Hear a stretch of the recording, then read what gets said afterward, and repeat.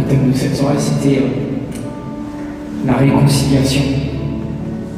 Ce soir, nous allons vous parler un peu de ça et puis qu'on vive ensemble la réconciliation. Qu'est-ce que c'était la réconciliation? Alors, comme petite prédication, on va prendre un texte de l'Évangile parce que s'il y a un prédicateur à écouter, s'il y a une seule personne sur terre à écouter, c'est Jésus-Christ. Alors, Maëlle, vas-y, envoie la première. On va aller dans l'Évangile de Jean. Quant à Jésus, il s'en alla au mont des Oliviers. Dès l'aurore, il retourna au temple, comme tout le peuple venait à lui. Il s'assit et se mit à enseigner. Ce soir, c'est exactement ce qui se passe ici dans cette église.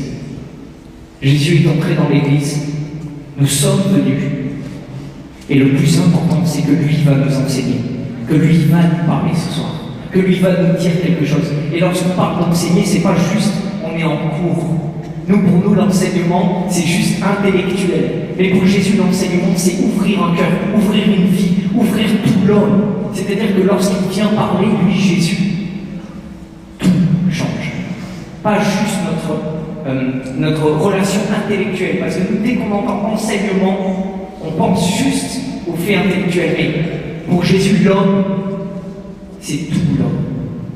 Et quand il y a un enseignement, une parole de Jésus qui est prononcée, c'est l'homme tout entier qui est concerné, corps et âme, passé, présent et futur. Tout ce qu'il est et tout ce que vous êtes ce soir va être enseigné par Jésus-Christ. Toute votre vie, vos relations avec vos parents, vos relations avec vos couples, tout ce que vous vivez dans vos vies quotidiennes, ce soir Jésus s'est assis et va nous enseigner. L'évangile, c'est l'évangile de la femme adultère, et donc on va continuer. Vas-y, Maëlle. Les scribes et les pharisiens lui amènent une femme qu'on avait surprise en situation d'adultère. Ils la mettent au milieu et disent à Jésus: Maître, cette femme a été surprise en flagrant délit d'adultère. Or, dans la loi, Moïse nous a ordonné de lapider ces femmes-là. Et toi, que dis-tu? Il parlait ainsi pour le mettre à l'épreuve afin de pouvoir l'accuser. Vous voyez cette femme qui a été arrachée à un moment de sa vie, au moment le pire de sa vie, par ces hommes qui sont venus la chercher. Imaginez la scène, à moitié nue, dénudée, ramenée au milieu de la foule, jetée dans cette église au milieu. Jésus était en train de parler. Une femme sans défense, une femme qui ne peut même pas parler, une femme qui ne peut plus rien dire parce qu'elle est prise en situation de flagrant délit, de péché, d'acte qui l'amène à la mort. Et des scribes et des pharisiens, c'est-à-dire des gars parfaits, quoi. Des gars qui obéissent à la loi, des gars qui viennent devant vous et qui vous jugent, des gens qui viennent prononcer sur vos vies des paroles de condamnation, des paroles de jugement. Et peut-être que vous avez vécu la même chose dans vos vies. Peut-être que vous avez eu des scribes et des pharisiens dans vos vies, des gens qui vous ont jugé durement. Des histoires où vous avez été maltraités, des histoires où vous avez été mis au milieu de la foule, où vous avez été traînés dans des endroits où on vous a jeté l'opprobre, où on vous a condamné, où on vous a dit « t'es nul ». Ça peut même arriver en cours, ça peut même arriver avec des profs, mais ça peut arriver dans vos familles, ça peut arriver dans n'importe quelle situation de votre vie où on vous regarde, où des scribes et des pharisiens viennent vous voir en disant « t'es nul, tu vaux rien ». Et selon ma loi, et selon mon jugement, selon ce que moi j'ai dicté, tu mérites la mort. C'est ce qu'il y a de plus terrible pour un homme. C'est ce qu'il y a de plus dur pour un homme. Et on peut le vivre, malheureusement, et nous vivons dans n'importe quelle situation où on se sent jugé, où on se sent condamné, où on se sent mal aimé, non seulement mal aimé, mais rejeté jusqu'à un point où on se dit ce que l'on veut, c'est ma mort. Et même à l'adolescence, vous pouvez vivre ce genre de situation. Vous pouvez vivre ce genre de truc en vous disant mais qu'est-ce que je fais là en fait? Qu'est-ce que je fais là? Je suis aimé par personne. Vous savez, il y a souvent cette sensation, moi je me souviens quand j'étais ado, d'être pas aimé. D'être pas aimé pour ce qu'on est. D'être rejeté par les autres, d'être pas compris. D'être toujours jugé parce qu'on n'a pas la bonne fringue. D'être toujours jugé parce qu'on n'a pas la bonne coupe de cheveux. D'être toujours jugé parce qu'on n'est pas comme ci, pas comme ça, parce qu'on n'est pas assez beau, parce qu'on a un bouton d'acné comme ça, et qu'en fait à chaque fois, on se sent rejeté, mal aimé. Mais on peut aussi se sentir rejeté et mal aimé dans nos familles, dans nos relations avec nos parents, dans nos relations, dans nos couples. Des fois on peut se sentir jugé, on peut se sentir trahi, dans n'importe quelle situation, dans notre travail. Bref, les scribes et les pharisiens. Il y en a partout. Il y en a partout dans nos vies qui viennent. Et cette pauvre femme, selon la loi des hommes, mérite la mort. Et Jésus n'a pas encore parlé. Vas-y, Maria. Mais Jésus s'était baissé, et du doigt, il écrivait sur la terre. Comme on persistait à l'interroger, il se redressa et leur dit: celui d'entre vous qui est sans péché, qu'il soit le premier à jeter une pierre. Il se baissa de nouveau, et il écrivait sur la terre. Les scribes et les pharisiens, ils attendaient de Jésus la réponse ultime. Ils attendaient que lui vienne valider cette loi en disant: tu es de notre côté, tu es du côté de la loi, tu es du côté des juges, tu es du côté de la condamnation avec nous, parce que c'est grave ce qu'elle a fait, parce que ce qu'elle a fait c'est horrible, parce qu'elle a tout trahi, et parce qu'elle mérite la mort. Dis-le avec nous qu'elle mérite la mort. Et vous voyez que Jésus s'était baissé. Jésus s'était mis à terre. Jésus s'était abaissé. Au moment où les hommes s'étaient dressés avec leur loi et avec tout le poids de la condamnation, lui, il s'est abaissé. Et il a commencé à écrire. Il a commencé à écrire. Vous savez, je me souviens, j'ai entendu des prédications là-dessus, et les protestants, ils font un truc, les pasteurs, ils disent: qu'est-ce qu'il écrivait Jésus? Parce qu'on ne sait pas ce qu'il écrivait en fait. Mais qu'est-ce qu'il écrivait Jésus? Il écrivait Amazing Grace. Ça, c'est un chant très connu. Et puis les catholiques disent: il était en train d'écrire Ave Maria. En fait, on ne sait pas ce qu'il écrivait. Je ne sais pas ce qu'il a écrit. Je ne peux pas vous dire ce qu'il a écrit. Mais ce qu'il a écrit, c'est que ce n'était pas la fin. C'est que ce n'était pas ça le vrai jugement. Ce n'était pas ça la fin de l'histoire. Ce n'était pas ça qui était le fin mot de la loi. La loi était en train de s'affronter à la grâce. La mort qu'elle méritait était en train de s'affronter à la vie. Le jugement des hommes était en train de s'affronter à la miséricorde de Dieu. La condamnation face au pardon. Tout était en train de s'affronter. Et Jésus s'est dressé et il leur a dit: allez-y, faites-le. Mais faites-le si vous n'avez pas péché. Si vous ne portez pas comme elle la même condamnation. Si vous aussi, vous ne méritez pas cette même condamnation, faites-le. Allez-y. On va voir la suite. Eux, après avoir entendu cela, s'en allaient un par un, en commençant par les plus âgés. Jésus resta seul avec la femme, toujours là au milieu. Jésus a réussi à retourner une situation absolument impossible. Il reste seul avec cette femme qui est prise sous le poids de la condamnation, de son péché, de sa faute, qui est accusé par tous les hommes, par toute la terre. Et lui est resté là. On s'abaisse contre elle. Qu'est-ce que nous dit ce texte? Qu'est-ce que nous dit Jésus à travers le rapport de la loi et de la grâce? Qu'est-ce qu'il est en train de nous enseigner alors qu'il nous parle très peu, alors qu'il ne dit rien, alors qu'il se met au sol et qu'il trace des traits qu'on ne sait pas ce qu'il écrit? Qu'est-ce qu'il est en train de dire? Eh bien, la plus belle chose qu'il est en train de dire, c'est ce qu'il est en train de faire. Il s'est abaissé. Jésus s'est abaissé. Dieu s'est abaissé jusqu'à nous. Et Dieu dit à cette femme: tu es tombée par terre. Eh bien, je suis par terre avec toi. Tu as été broyé par la condamnation, broyé par ton péché. Je suis avec toi. Là où tu tombes, moi je serai avec toi. Là où tu seras condamné, moi je serai avec toi. Notre Dieu s'est abaissé.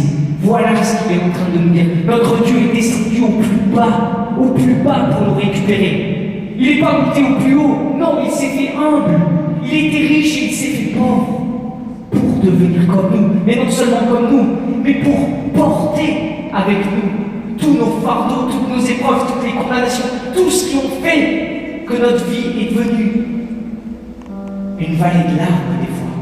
Combien d'entre nous se sont couchés le soir en regrettant amèrement leur vie, en disant: pourquoi je suis là? Pourquoi j'existe? Pourquoi ce poids? Pourquoi ce fardeau? Eh bien, Jésus n'est pas venu avec le doigt de la condamnation et de la loi pour nous dire tu mérites la mort. Mais tout au contraire, il est venu pour dire à l'homme, je suis avec toi, je me suis abaissé jusqu'à toi. Tu n'es jamais trop loin pour moi. Moi, je ne te juge pas. Tu n'es pas trop loin. Tu mérites la condamnation. Moi, je t'accorde le pardon. La loi te fait mourir. Ma grâce te fait vivre. Ma miséricorde est sur toi.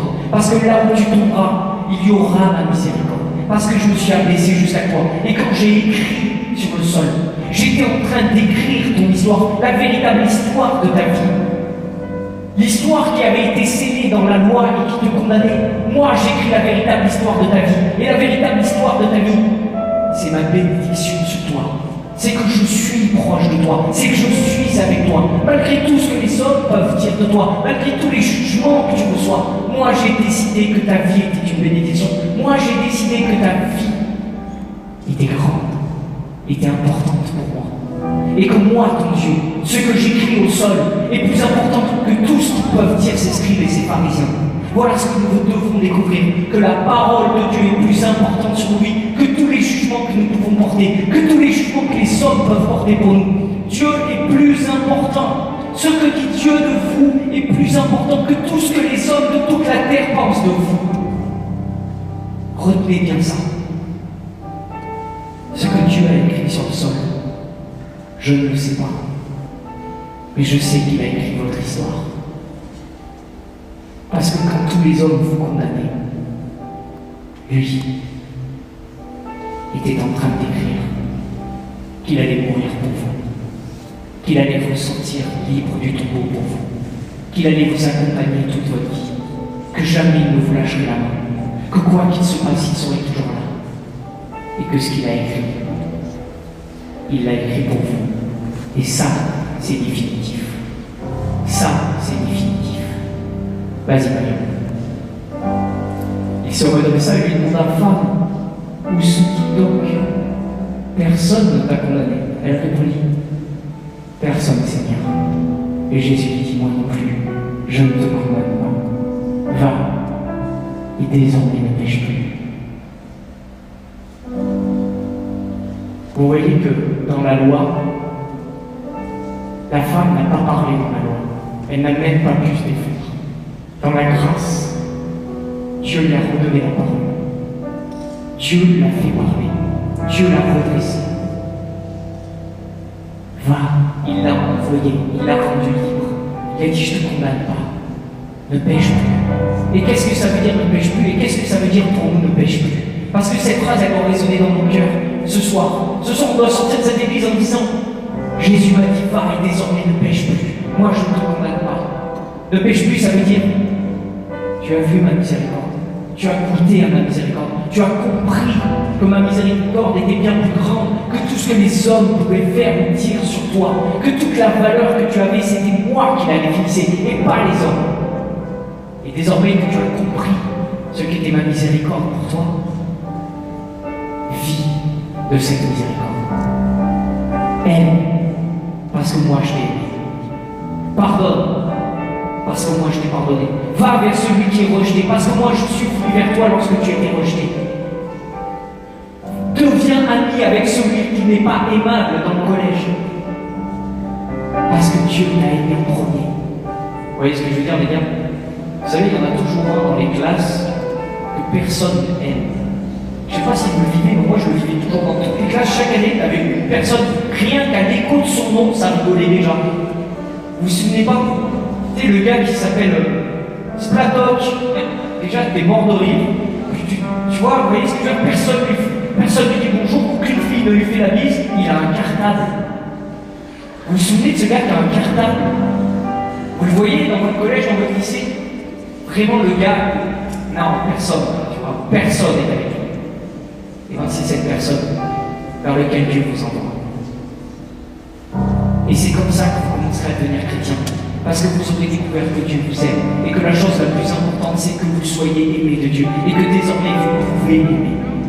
Il en est de même dans vos familles. Il en est de même avec vos parents. Il en est de même dans vos couples. Il en est de même dans tous les domaines de votre vie. Lorsque la miséricorde, lorsque vous croyez que Dieu a écrit quelque chose de plus important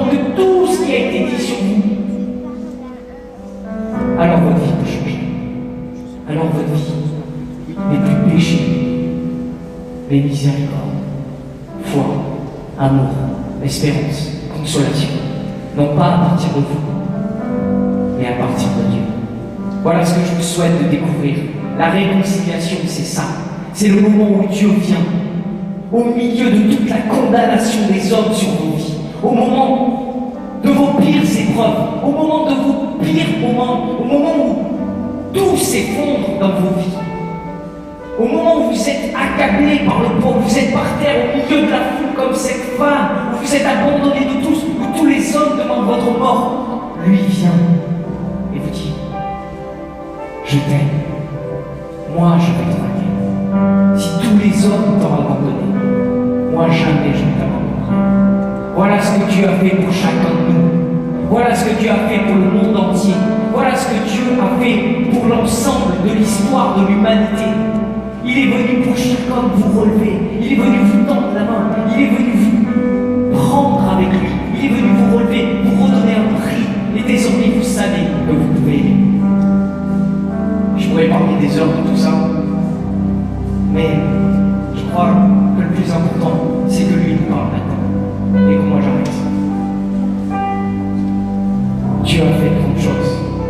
Et Dieu peut faire de grandes choses dans vos cœurs. Je vais vous inviter à prier avec le Père David. Prenez ce temps pour vous.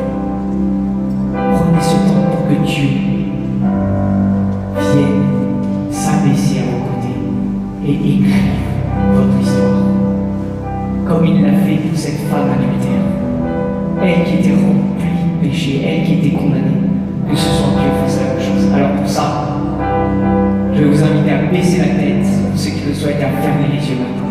Et le Père David et nous tous, on va prier. Et on va prier tous ensemble les uns pour les autres. Baissez la tête et fermez les yeux.